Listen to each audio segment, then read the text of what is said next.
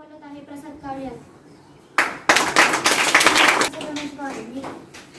Doctor APJ Abdul Kalam यांच्या विचारांच्या स्थापनेला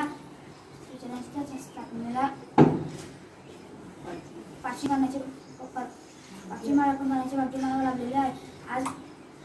आधीच्या 4 प्रतिनिधी माळामध्ये आपण डॉक्टर अब्दुल कलाम हे मुलावर प्रेम करणारे होते. ते शास्त्रज्ञ तर होतेच, पण ते मनाने कवी सुद्धा होते. आज मी तुम्हाला पत्रकाराविषयी प्रसंग सांगणार आहे. डॉक्टर अब्दुल कलाम यांचे राष्ट्रपती पदावर निवड निश्चित झाली होती. फक्त औपचारिकता बाकी राहिली होती. म्हणून राष्ट्रपती पदावर म्हणण्यावर त्यांनी पत्रकाराविषयी कळवले होते. अनेक वृत्तपत्रे दिले, लेखण्या सारून सज्ज होते, छायाचित्र फोटो काढण्यासाठी सज्ज होते. एवढे मोठे शास्त्रज्ञ कलाम साहेब काय बोलणार, काय सांगणार याची उत्सुकता सर्वांच्या चेहऱ्यावर दाखवलेली होती.